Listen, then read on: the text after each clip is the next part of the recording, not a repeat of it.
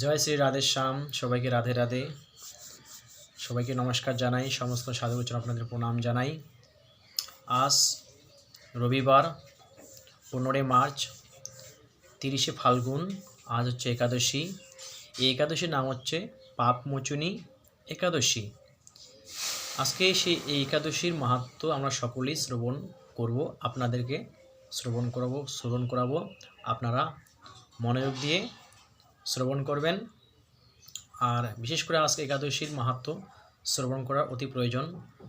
এখানে এই একাদশীকে জানতে হবে, এই একাদশী ব্রত করলে কি ফল লাভ হয় সেই বিষয়ে আজকে আমরা সবাই শ্রবণ করব, আমরা সবাই আস্বাদন করব।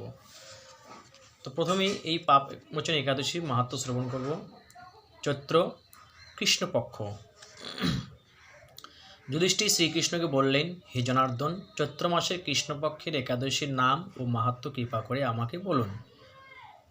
শ্রীকৃষ্ণ বললেন, হে ধর্মরাজ যুধিষ্ঠির, আপনি ধর্ম বিষয়ে প্রশ্ন করেছেন। এই একাদশী সকল সুখের আধার, সিদ্ধি প্রদানকারী ও পরম মঙ্গলময়, সমস্ত পাপ থেকে নিস্তার বা মোচন করে বলে এই পবিত্র একাদশী তিথি পাপমোচনী নামে প্রসিদ্ধ।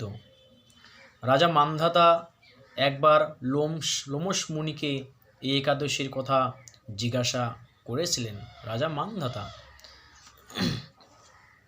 তার বর্ণিত সেই বিচিত্র উপাখ্যানটি আপনার কাছে বলছি, আপনি মনোযোগপূর্বক তা শ্রবণ করুন। পুরাকালে অতি মনোরম চৈত্ররথ পুষ্প উদ্যানে মুনিগণ বহু বছর ধরে তপস্যা করতেন। একসময় মেধাবী নামে এক ঋষিকুমার সেখানে তপস্যা করেছিলেন। মেধাবী নামের মঞ্জু ঘোষা নামে এক অপরূপ সুন্দরী অপ্সরা তাকে বশীভূত করতে চাইল, কিন্তু ঋষির অভিশাপের ভয়ে সে আশ্রমের 2 মাইল দূরে অবস্থান করতে লাগলো। যে ঋষিমুনি যে অভিশাপের ভয়ে সে আশ্রমের 2 মাইল দূরে অবস্থান করতে লাগলো। বীণা বাজিয়ে মধুর স্বরে সে গান গাইত। একদিন মঞ্জু ঘোষা মেধাবীকে দেখে কামবাণে পীড়িতা হয়ে পড়ে।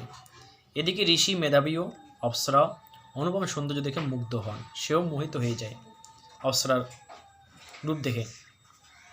তখন সেই অপ্সরা মুনিকে নানা অঙ্গভঙ্গি ও কটাক্ষ দ্বারা বশীভূত করে।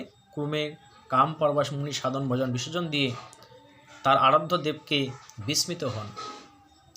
সব কিছু ছেড়ে দিয়ে তার কাম লাভ করার জন্য, কাম ভোগ উপাসনা করার জন্য কামে পরবশ হয়ে তার মোহিত হয়ে গেছে তাকে দেখে। এইভাবে অপ্সরার সাথে কামকিরার মুনির বহু বছর অতিক্রান্ত হলো। মুনিকে আচার ভ্রষ্ট দেখে সেই অপ্সরা দেবলোকে ফিরে যেতে মনস্থ করল। একদিন মঞ্জু ঘোষা মেধাবী মুনিকে বলতে লাগলো, হে প্রভু, এখন আমাকে নিজ গৃহে ফিরে যাবার অনুমতি প্রদান করুন। কিন্তু মেধাবী বললেন, হে সুন্দরী, তুমি তো এখন সন্ধ্যাকালে আমার কাছে এসেছো, প্রাতকালে পর্যন্ত আমার কাছে থেকে যাও। মুনি কথা শুনে অভিশাপের ভয়ে সেই অপ্সরা আরও কয়েক বছর তার সাথে বাস করল। এইভাবে বহু বছর, প্রায় 55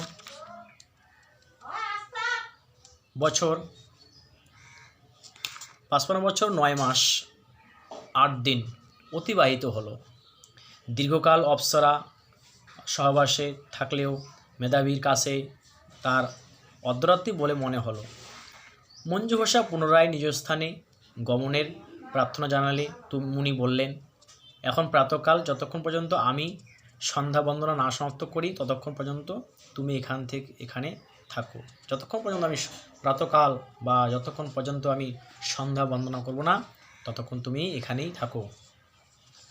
মুনি কথা শুনে ঈষৎ হেসে মঞ্জু ঘোষা তাকে বলল, হে মুনিবর, আমার সহবাসে আপনার যে কত বৎসর অতিবাহিত হয়েছে তা একবার বিচার করে দেখুন।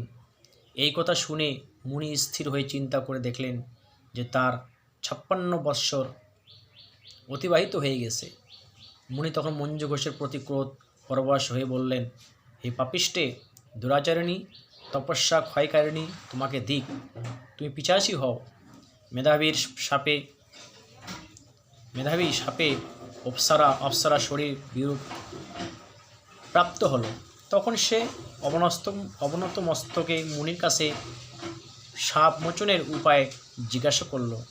মেধাবী বললেন, হে সুন্দরী, চৈত্র মাসের কৃষ্ণপক্ষিয়া পাপমোচিনী একাদশী, যে চৈত্র মাসের কৃষ্ণপক্ষে, আজ একাদশী হচ্ছে কৃষ্ণপক্ষের একাদশী, চৈত্র মাসের একাদশী সর্বপাপ ক্ষয়কারিণী। সেই ব্রত পালনের তোমার পিশাচ চত্বর দূর হবে, তোমার পিশাচজনি থেকে তুমি দূর হবে, তুমি মুক্ত পাবে। পিতার আশ্রমে ফিরে গিয়ে মেধাবী বললেন, হে পিতা, এক অপ্সরা সঙ্গদোষ আমি মহাপাপ করেছি, এই প্রাচিত্য কি তা কৃপা করে আমায় বলুন। তখন তার পিতা চব্বনমুনি বললেন, চৈত্র মাসের কৃষ্ণপক্ষিয়া পাপমোচিনী একাদশীর ব্রতের প্রভাবে তোমার পাপ দূর হবে। পিতার উপদেশ শুনে মেধাবী সেই ব্রত ভক্তিযুক্ত মনে পালন করল। তার সমস্ত পাপ দূর হলো। পুনরায় তিনি তপস্যার ফল লাভ করলেন।